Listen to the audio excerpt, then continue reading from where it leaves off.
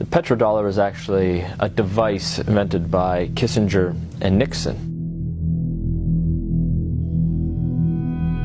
The standard of living of all Americans can be traced back to here, the vast oil-rich deserts of Saudi Arabia. In the early 70s, after the Arab crisis happened with the oil embargoes, OPEC basically tripled the price of oil to the Western world. And at that time, America realized that they were vulnerable because they were importing about 70% of all the oil they consumed. To secure a reliable foreign source of oil, U.S. President Richard Nixon sent his Secretary of State and National Security Advisor Henry Kissinger to Saudi Arabia for a secret meeting. The result was a pact that still stands to this day.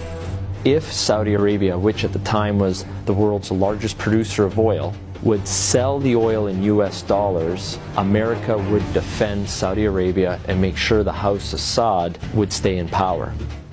As a direct result of this U.S.-Saudi agreement, all other oil-producing nations also adopted the dollar as the de facto medium of exchange.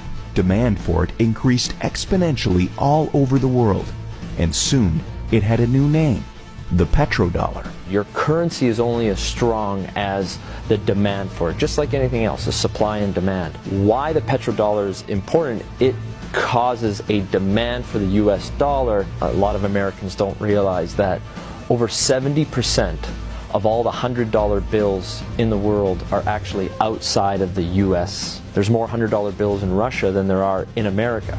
This stockpile of US dollars in countries around the world is because oil is bought and sold using the greenback. If oil starts trading in non-petrodollars, such as gold or a basket of currencies, or if China and Russia start trading in yuan and ruble rather than US dollars, that demand isn't there. And the way of life for the average American will be done. It will be worse than the Great Depression. To date, anyone who's potentially threatened the status of the petrodollar hasn't fared well. Libyan strongman Muammar Gaddafi publicly pushed for a Pan-African gold-backed currency that he would trade for Libya's oil.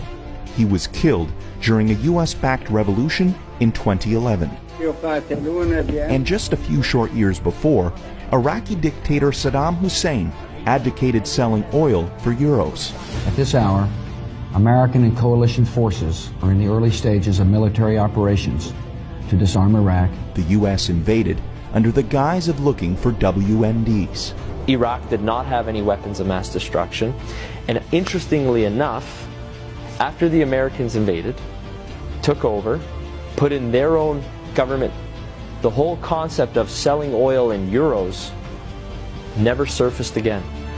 Today, many countries resent the current petrodollar system, and their leading spokesperson is none other than Russian President Vladimir Putin. Americans should be very worried about what Putin can do. There is a new Cold War going on. It is the colder war. That is exactly what's going on. And who's in the center of this push? Vladimir Putin.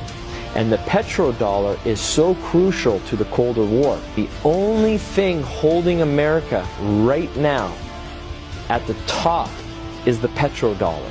And let me make it very clear. If the petrodollar dies, so does America as a superpower.